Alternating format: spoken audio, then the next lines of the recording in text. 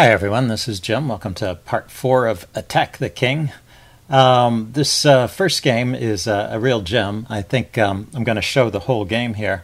It's one of the things I like about doing these videos is I get to research, look up these old games, and sometimes I find some real cute ones. So what makes this especially attractive is the notes are by one of the players. This is a game between Frank Marshall, the U.S. champion, and Amos Byrne, a strong British player. It was played in Paris in 1900, so quite a long time ago, but it's an opening that's still played today, the Queen's Gambit. Marshall starts off with d4, and he writes, I'm going to go through the game once reading Marshall's notes, and then I'll go through it a second time with my comments, so, but you'll see why. Marshall writes, Britisher Amos Byrne was a very conservative player who liked to settle down for a long session of closed defensive chess. He loved to smoke his pipe while he studied the board. So d5, c4, e6. Byrne began hunting through his pockets for his pipe and tobacco. Knight c3, knight f6. We got a Queen's Gambit declined, very standard line, bishop g5, bishop e7. Not much thought needed on these moves, but Byrne had his pipe out and was looking for a pipe cleaner. Okay, e3, castles, knight f3. All this is very normal. b6, going for the Tartikover variation. Bishop d3, bishop b7. C takes d5, e takes d5. He began filling up his pipe. I speeded up my moves. Bishop takes f6, bishop takes h4. Made him think on that one. And he still didn't have the pipe going. The threat is bishop takes h7, king takes h7, knight g5, known as the Pillsbury attack. So Byrne plays g6. Marshall continues with h5, rook e8, and now he exchanges on g6. Marshall writes, now he was looking for matches. Queen c2, lining up on the g6 pawn, bishop back to g7, bishop takes, f takes. He struck a match and appeared nervous. The match burned his fingers and went out. Queen takes g6, knight to d7, bringing knight up for defense. Another match was on its way. Knight to g5, and queen to f6, hoping to trade f queens. He was puffing away and lighting up at last, but too late. Okay, so if you want to pause the video here and look for the tactic, there's a nice tactic right in this position. Okay, I'm going to finish the game here. The game went rook h8 check, king takes, only move, and queen here mate. So Marshall's final comment is, poor Byrne, I think I swindled him out of that one. If he only could have gotten that pipe going, it might have been a different story. He took it good-naturedly, and we shook hands. Then his pipe went out. So anyway, cute story. Let's go back. This had a point relative to what I wanted to talk about in this video as well. What I wanted to look at was this pawn formation in front of the king with the pawns on a solid triangle. And it looks like a very difficult setup to undermine, so I'm going to look for strategies to undermine that setup and break through. And that's kind of the last major pawn formation in front of the king that I haven't covered yet. So I thought Marshall's approach was very interesting. First, the early h4 to try and induce some weakness. Now there are ideas, as Marshall mentioned, of the sacrifice on h7, the Greek gift sacrifice I talked about in the first video of these series, and it's starting to look dangerous, although it's not actually immediately threatening. And there are other defensive moves here, but g6 is still okay. I looked at this with the chess engine, and the engine likes to play c5 here, so it thinks actually black is doing fine in this position. But g6 is okay as well. And then h5, so logical continuation at h4. This is going to do two things. One is it's going to open up the h-file for the rook. And the second thing is it's going to weaken this pawn on g6. So if you're going to break through against this structure, the g6 point is often the key point that you have to take down or sacrifice on. And so it really helps to remove one of those pawns first. It's very solidly defended with 2 pawns at the moment. Now rook e8 is actually the first move where black starts to go downhill. The rook is actually better on f8 against the brewing attack. And let's give the line that defends. We'll take a look at this. So just continue developing with knight d7, put the knight on a good square, and just be prepared for the attack. So pawn takes, queen c2 as in the game, bishop g7. This was also played in the game. Bishop takes, f takes, queen takes. And it looks pretty similar to the game, but there's a couple ideas here. One is the knight is already closer to the queen, and the second one is that this rook can lift. And this can happen before the sacrifice on h8. So notice the knight isn't in on g5 yet, so there's no mate threat against the king just yet. So black is in time in this variation to chase the queen away and can hold that. So in the game, this move, rook e8, is actually a critical waste of time, and white has a slight edge. So pawn takes, queen c2, and bishop g7. And bishop g7 is the final mistake. So there's one more key defensive idea you might want to keep in mind if you're in one of these situations, and that is the idea king to g7. You just bring the king forward to provide more support to this g6 point, which is kind of the key to your defense. Now, white is a little better, but he can't immediately sacrifice on g6 like he can in the game.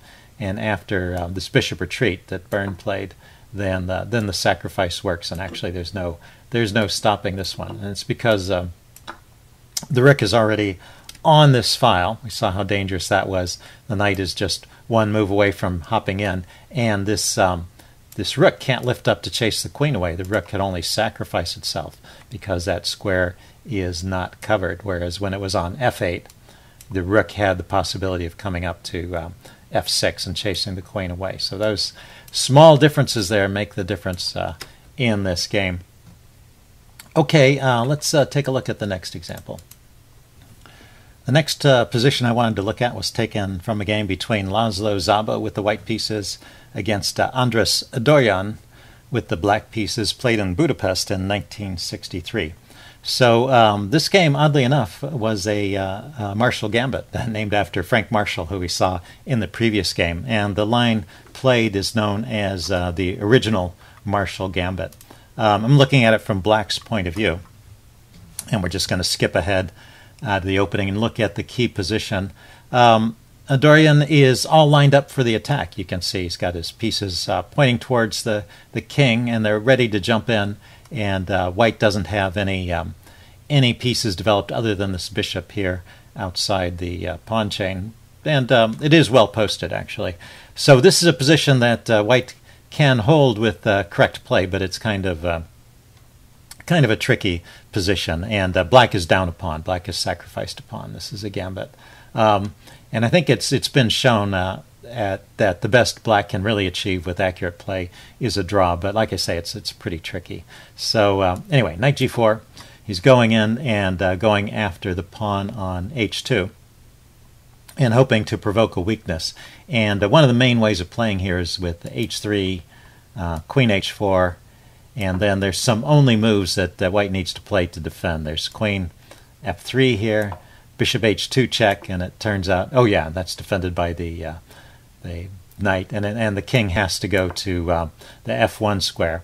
And it turns out that white can hold this position, but I don't know if it has many winning chances. Anyway, that was a known line.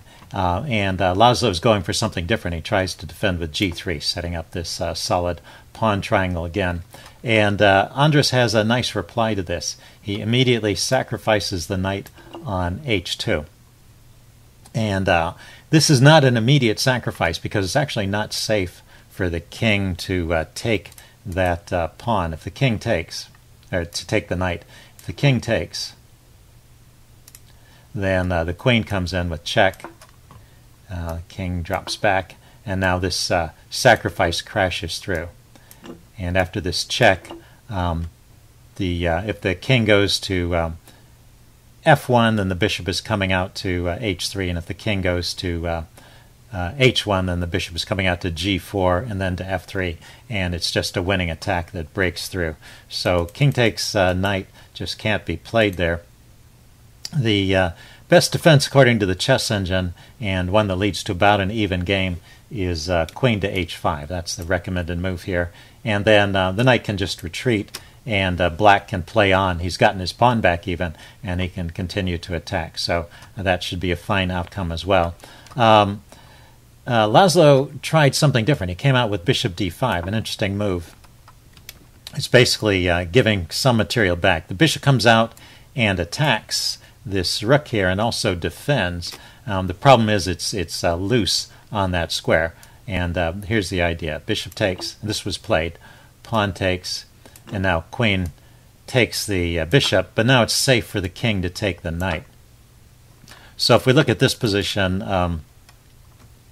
black has sacrificed a piece and gotten a couple of pawns for it around the king. But the other key point here, I guess, is that the piece activity is so vastly different. The queen is out, and these pieces are ready to jump in, and white's pieces are all in the back rank. But there is only one move here that really wins for black. Other moves keep the game going with about equal chances. So if you want to pause the video here and see if you can find the single best move for black in this position. Okay, I'm going to give the answer away. It is bishop to b7. That's a pretty natural move, just lining up the battery and threatening immediate mate. And really the only defense is rook to g1, covering that square. And now black brings another rook into the game, rook to e8, and white continues developing. These are all okay, but basically white is already lost in this position. There's no defense to this coming attack. And there's a really nice move here that black has. So there's a second point for you to look for a tactic. See if you can find the best move here for black. There's actually a couple of winning moves in this position, so it's not like there's one. But there's one move that's the best still, but there are other moves that win. Okay, I'm going to give the answer away now. The best move here is rook to e1, sacrificing the rook, or at least apparently sacrificing the rook. The thing is, the rook can't be taken. If you take the rook this way, then there's a checkmate on g2. That threat is still looming, so this rook is tied down. But the other point, which maybe you didn't realize, is that the queen can't take the rook either, because if the queen takes the rook, then this queen comes over here and delivers checkmate. There's no squares for that king to escape to. The bishop guards the diagonal, the queen checks, and there's no interposing because the queen has been dragged away from defense of the h5 square by taking the rook. So there's dual checkmating threats in this position from black, and this rook to e1 move neatly exploits both those threats. So in the game, Laszlo tried c4 here with a counterattack on the queen, but now Andras takes the rook, once again renewing checkmating threat here. So the queen has to be taken, and now the rook can take the queen. And we can stop at this position. See that black is now up the exchange from being down a piece to up the exchange. He has an extra pawn, his king is safe, and his pawn structure is better. So he's better in almost every measure, and he went on to win pretty easily. Okay, let's take a look at the next game. This next example comes from a game between Rudolph Spielman and Fritz, England, played in Stockholm in 1912. England, by the way, is the person for whom the England Gambit is named. And Spielman, of course, is a great attacking player. I've used some of his examples before. And we get to this position. This started out as a Vienna game, and white played an early f4 and got the open f-file. And this is a game where everything has gone right for white. Basically has a crushing attack at this point. It's just instructive to watch how Spielman proceeds. He's a great player if you want to get more attacking examples, so you can do better. You could do worse than to look at his games. He's It's full of great attacking play. Okay, so queen to g5, just threatening mate over here. And now the best defense is probably h6, but even this is losing. h6, let's see, it might continue. Knight takes, bishop, queen takes, and h4. Nice idea to control the g5 square, so bishop to g5 isn't happening.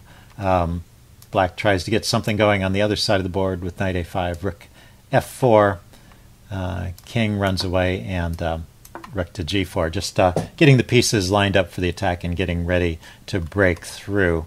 It was a line that the chess engine gave as a way to continue after h6 with an advantage to white, but maybe not an immediate mate or anything. Just some ideas of how to continue. Anyway, England tried the move g6, which is a tempting move to play because it kicks the queen, gains maybe a little bit of time, but the queen doesn't run away. It jumps forward to h6. And now this next move is a mistake, and England's game really goes downhill after that one. But actually, other moves lose too. I guess, I can't say it's a huge mistake because it's just a question of choosing which way to lose. But there is an interesting line, once again, given by the chess engine, where apparently the best defense is to run here with the king. It's pretty easy to see why you wouldn't want to do that, because the knight can come in here, and this is a nice double threat. The knight is coordinating with the queen on g7, so there's a mate there. But if you take the knight, then the bishop is also hitting the h7 square, and the queen takes h7 as a threat. So you see the power of these pieces, the long-distance pieces lined up against the king. Anyway, rook g8 is the only defense, and now the knight can hop into this f6 square, threatening mate on h7 once again, so exchanging it off. And then bishop g4 is played to prevent the rook from easily getting over to the h-file, just coming over here to try and help with the defense. The rook lifts anyway, and the line goes like this. Rook here, h3 to chase the bishop back. Rook to h4, getting on the h-file and threatening to lift this pawn up, chase that bishop away or just win some material. Also defending the h-pawn against the queen. And then rook e4 is the defense given by the chess engine. But you can see at this point, black is already giving material back, and white is in a great position here and winning. So anyway, England didn't play that way. He tried another move here, which is f5. And as I said, it's not the best move because it weakens this pawn structure here. He's got this very solid pawn structure, and he should probably try to hold on to it if he can. But as an attacking player, it's interesting to try and to remember to try and weaken this g6 point. If you want to crash through on g6, if you can induce your opponent to move one of these pawns forward, either the h-pawn or the f-pawn, that weakens that point, and then sacrificial ideas open up. And sometimes just placing a knight here on e5 or on g5 or on e5 will induce a pawn move. For example, h6 to chase away the knight on g5, or f6 to chase away the knight on e5. So sometimes you can create those weakening moves or coerce your opponent into playing them. In this case, he played the move voluntarily, and now the sacrifice works. Knight takes g6. You get two pawns for the piece immediately, but the king is just completely exposed. And at the moment, these bishops are kind of in the way. The bishop is actually blocking the queen's defense of the second rank. So it's not like black hadn't developed his pieces. It's just that they're a little bit uncoordinated and not prepared to deal with this sacrificial attack. So king goes here. The queen can check back and forth and choose the ideal location before bringing in the next piece.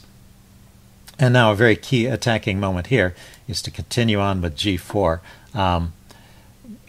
White needs to open up some more lines to really break through to the king, and this is going to make the difference. It's undermining, it's trying to open up this line for the bishop, and at the same time it's opening up ideas for the rook to come over and get into the game. So g4 is the key move in continuing the attack. And at this point, black is in desperate straits. He tries knight takes e5, giving material back, which actually was recommended by the chess engine, so this is the best attempt in the position. But he does get one check. He gets to open up this diagonal. The king can go to g2, and then after this, queen g6 again, check, king back to h8, and now bishop to g5, getting this piece closer to the center of the closer to where the action is. And the bishops do a good job from a distance looking out on the position, but they can do even more once they're in close. So see a good example of that. The queen comes over to defend, and now first throwing in this check, queen h5 check, driving the king back to g8, and now bishop f6, and black resigned. There's a couple different tries if you want to see how this might have played out. For example, if he just moves the queen out of the way, he gets mated. So queen d7, there's a mate in 2, starting with queen g6 check. The king has no squares to go to, and the only legal move is bringing the queen back. So that's pretty simple. So the queen can't move. Maybe the most natural defense is to take. So rook takes, take the bishop, just give up the exchange. So white is getting the material back and is still attacking, but and it's even more dangerous than that because the rook comes forward with the idea of rook to g6 and skewering the queen and the king. And notice the king has no moves to escape, and if the queen runs away, once again, there's going to be mate threats. There's an interesting try here with bishop f7, trying to hold on to that square, and there's another tactical point you need to be aware of. You can trade this bishop off, take, and then deliver this check, and pick up this loose rook over here, and just win by preponderance of material. Your whole rook up after that. So you have to always be alert for these little tactical tricks, and when you're attacking, these tricks are going to be there. You just have to remember to look for them. One last try that white could go for, black could go for here is bishop f7, trying to counterattack the queen. Let's see, bishop f7. The queen just drops back to h4 and maintains all of the threats.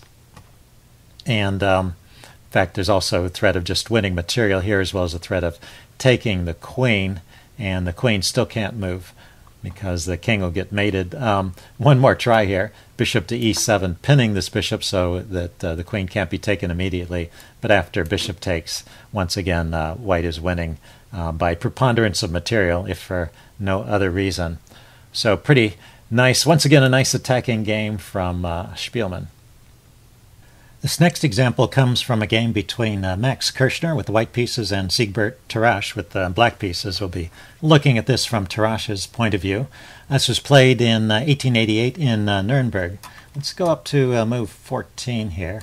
This position came out of a Berlin defense, and Tarrasch is doing okay here, but it's not an overwhelming advantage at this point. There's counter pressure from white on the knight here, for example, and these pieces there's a number of pieces still in the back row, although they are well positioned and looking out on the king side. So probably in the range of about even. Tarrasch starts off with queen d6. And this is going to be kind of a long sequence. There's not an immediate breakthrough, but I just thought it's nice to look at how he builds up. And there's another feature which this game has, which is he plays on both sides of the board, which is a bit unusual and kind of interesting. Now notice he's left his knight hanging here, but he is threatening mate, so that has to be dealt with. G3 was played, and now bishop to G4, developing with tempo on the rook and also opening up a line for the other rook to defend the bishop. So now, or defend the knight here on E8. So now that knight is safe. The rook goes to E3. The knight comes out to F6. So just in a few moves, suddenly black's position looks a lot more active. But on the other hand, white has set up this pretty solid defensive structure in front of his king. So it's not at all clear. White continues queen D2. We see b5. So not seeing an immediate way to proceed on the king side, he takes a moment to push some pawns forward on the queen side. Bishop to g2 was played, and now he hits on an idea and pushes forward with h5. Now, h5 comes with the threat of h4 and trading off one of the pawns here on g6, reducing the defenses of g6. So that's something that can be dealt with in different ways, but often you'll see this response h4 just blocking that pawn from coming forward, and that's what's played in this game. And of course earlier we saw what can happen when you push that pawn forward and trade it off. So h4 makes a lot of sense in this case. And there's no immediate breakthrough on g3, but this is still clearly a weak point in this formation, and we'll see how Tarrasch maneuvers his pieces to take advantage of this. He starts with bishop f5. This rook comes into the game, and now knight to g4. So that was the idea. Bishop f5 was getting the bishop out of the way so that the knight has that use of that square. And it also comes with tempo. The rook has to drop back, but the knight doesn't stay there. He's got a longer maneuver for the knight plan. The knight goes to h6. This bishop now comes out to f3, targeting the undefended h-pawn. This bishop drops back to defend. The queen comes out to g5, and it looks like everything's going pretty well for black. But now knight f5, and we see the point of this maneuver. The knight started here, went here, here, here, and here to get to this key f5 square looking at the g3 pawn.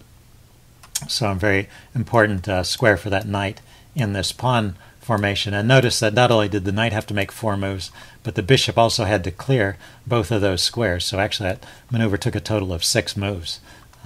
But some of them came with tempo. So sometimes the knight was threatening, sometimes the bishop was threatening. Anyway, he managed to complete that maneuver, and now white is looking to bring more pieces over to the king side to defend. And bishop to d8, hitting the queen and driving it away from this good post, a good defensive post around the king. Queen drops back to d2, and now the sack. So this sacrifice is okay, technically speaking, but the position stays in the range of about even, so it's not like it's a sudden winning breakthrough, but it's just an interesting attacking idea.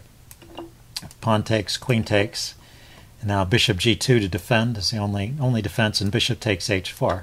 So if we pause here, we see that black got 3 pawns for the piece, and but the king, unlike some of the other examples we've looked at, the king is pretty safe here with all these pieces around it. The pieces are sort of making up for the lack of pawn cover, and it's a little bit tricky for white to proceed. So after the move knight f2, tricky for black to proceed. He switches his attention back to the queen side and makes a little more progress over on the queen side with the move a5. Now the bishop comes to c1, supporting the queen coming out along this diagonal perhaps. Bishop to f6 was played. Black is getting the bishop out of the way of the h-pawn. He wants to push this h-pawn forward. c3 was played. This bishop was hitting the d-pawn here, and that was only defended by the queen, and white wanted to be free to move the queen, so he defended the d-pawn. It's all very logical play by both sides. But now h4, this move, h4, this starts to come in, and queen to e3, threatening to just trade queens. Right here is where the advantage starts to swing in black's favor a little bit. The chess engine is recommending a somewhat peculiar move for white, queen to b2. I guess holding on to things on the queen side, also getting out of the way of the bishop. The bishop could now maybe come out. Anyway, I don't entirely understand that idea, but it seems that after queen to e3, white's position starts to get a little bit tricky, and it starts with this move, bishop h5. Of course, black doesn't really want to trade queens. He wants to keep the queen for the attack. But with bishop to h5, the queen trade is not really on, although the chess engine gives this as one of the better replies. So if queen takes queen, for example, then pawn takes, and you see the problem. This knight is being threatened, and the rook is being threatened. So it might continue, knight here, bishop takes, rook takes. But it's an example of how the chess engine wants to give up the exchange in order to get kind of a defensible position. But I think black is probably better here. He's got a rook and a bishop. Yeah, he's got white has 2 pieces for the rook, but black has some extra pawns. His king is pretty safe, and he just needs to activate his rooks. It seems like he should have a good endgame here. Anyway, instead, white tried moving the knight out of the way with a tempo on the queen. and the queen drops back. And now it seems like black has a pretty good advantage from this point forward. Rook to f2 is tried, and rook a to e8. And this is a very forcing move. Notice that the queen is kind of doing two jobs. It's taking a look at the h3 square to prevent pawn h3, which would win that trapped or pinned bishop. And at the same time, it's needed to defend the rook on e8. So it can't really do both jobs. So this is forced. He's got to take here, and rook takes, and rook takes. But, white did get two rooks for the queen, and he got a check against the king and forced it to the square. And now it bought time for the king to come to h2, and this bishop is no longer under threat. But black continues with the idea of pushing forward with the h3. He plays bishop g4. This bishop comes out to f4, trying to come over and defend, and b4. Once again, switching attention back to the queen side. So the bishop drops back to defend over here, and now h3. So just interesting how the play is switching back and forth from one side of the board to the other, using threats on one side to justify activity on the other side. So bishop takes h3 maybe is a mistake. The line, once again given by the chess engine, ends up losing the exchange. He goes bishop f1, then bishop h4 coming out to hit this rook. Rook to e3. I'm sorry, the other rook. The other rook comes back for defense. Bishop takes, knight takes. That's the best line according to the chess engine. Then queen d6. And we see that, well, white has a queen and a bishop against a rook and three pieces. So what is that? So it's like a rook and two pieces for the queen. So that's an advantage in terms of pieces for white, but there's a lot of pawns that black has. Three extra pawns is more than enough. So it's probably winning for black, as well as continuing attacking ideas against the king here. Anyway, instead of bishop f1, after h3, he just took. And pretty natural, there's this exchange. The king comes here. But now there's this clever move on the other side of the board once again. B takes c3. And the bishop can't take back because of queen here, check, picking up the bishop. So the bishop has to move out of the way. And now c2, just pushing forward with that pawn. And now there's another little battle. The next phase of the struggle is kind of going for control of the c1 square so that the pawn can queen. White tries this move, rook f4, also maybe threatening to bring the rook over here and attack the queen, but also putting more stuff on this diagonal. But black goes for this diagonal anyway, bishop to g5 to try and grab control of this c1 square and queen. The knight comes forward to g3, and now queen to h6 check was played with a check and hitting the rook with more force. The king comes over to defend the rook, but now white can just, or black can just exchange everything out and queen the pawn. So even though the rook is adequately defended after this exchange, white resigned because he realizes after he takes the queen that black is going to get a new queen with check, and it'll be a queen against rook and knight plus all these extra pawns, winning for black. So white resigned at this point. Anyway, interesting game. Let's take a look at the last one for this video. This last example is a game between Raymond Keane with the white pieces and Anthony Miles with the black pieces. So Keane and Miles are both strong English grandmasters. Raymond Keane, however, I knew mainly from his writing, so it was nice to go back and find one of his games. This was played in Hastings, England in 1975. So let's jump forward to the position. This is an isolated queen's pawn position. This game started out as an English opening and transposed into a queen's gambit decline type of position, a semi-Tarrasch or something related, and then eventually to this isolated queen's pawn position. And this game will also serve as a segue between my Attack the King series and my isolated queen's pawn series. So I'm moving on at this point from my #1 middle game idea of the top 10 middle game ideas. Number 1 was attack the king. Number 2 is the isolated queen's pawn, and the next videos I will be doing will be a series on the isolated queen's pawn. So this game here will complete the attack the king series, but also give a little foretaste of the attacking possibilities that occur in an isolated queen's pawn position. So it's White's turn to move here. And Raymond Keane continues with rook to e3.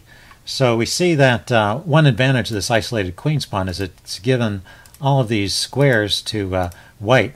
Not that one. That one's not really available. But White has a lot of squares to bring his pieces out, so he has pretty easy maneuvering. In the long run, this pawn is a weakness, but in the middle game, it can be quite a great source of attacking ideas. So with rook e3, there's immediately some threats. The familiar sacrifice on h7 looks like it'd be pretty dangerous with both the queen and the rook ready to jump in on the h-file. Probably taking the knight first and then sacrificing on h7 is a threat here. So black played g6 to stop this, and now we get this pawn triangle that we've been talking about in this video. And let's see how Raymond tries to break it down. He plays rook to g3. So a pretty interesting move. It doesn't look all that promising at first because this pawn on g6 is so solidly defended. But let's see how it goes. Rook to c8 is played. Anthony is just getting his pieces into the game. Let's see.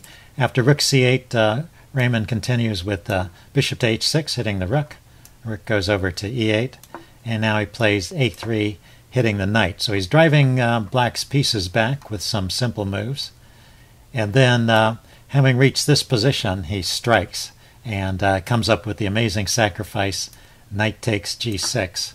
And what's interesting about this one is that it's going to take two pieces to break it down because we have to get rid of both of those defending pawns.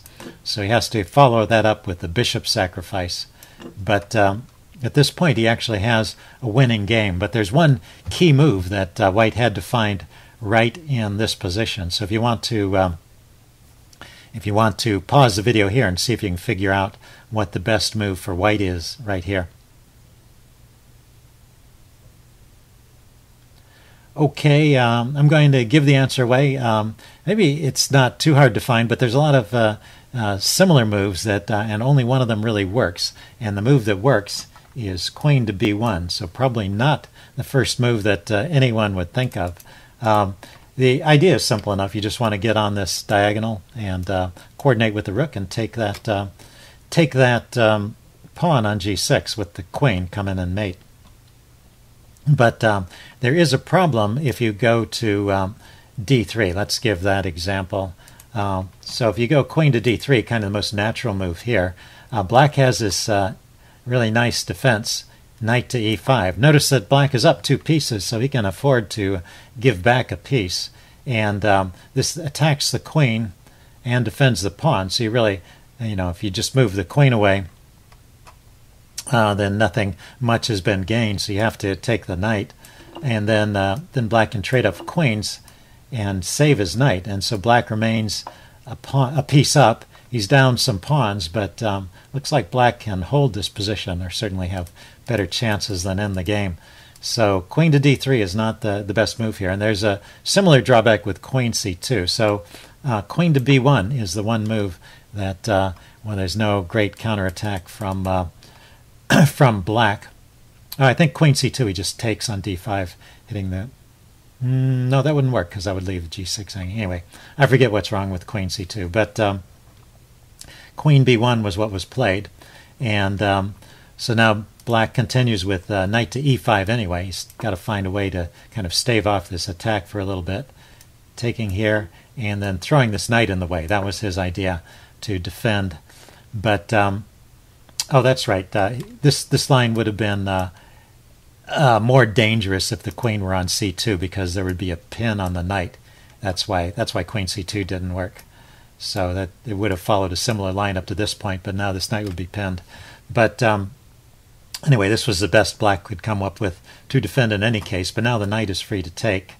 And if bishop takes, this wasn't played, but if bishop takes, then queen takes. If bishop takes, then queen takes. And there's actually a mate in 5 or 6 here. This pawn can't be defended. Notice this bishop is right in the way of all the pieces. If he could just lift a rook here, maybe he'd have a chance to survive or bring a queen over, but that bishop is just in the way of everything. So again, it's an example of how you sometimes have to calculate and try and catch your opponent when his pieces are just slightly disorganized, and really take advantage of that. And here's an example of that. So anyway, backing up, he tried king h7, momentarily defending the g-pawn, but now knight to f6 comes with check, and the bishop takes on f6, but now the queen can come into g6, also with check, driving the king to the corner. And it looks like Anthony Miles, he certainly saw this coming, but decided to be a gentleman and let Raymond Keane play it all the way out. Bishop here, check, bishop takes, and queen here, mate. So a very nice finish and a nice game between the two English grandmasters. Hope you guys enjoyed this video and this Attack the King series, and well, stay tuned for my next series. See you then. Bye.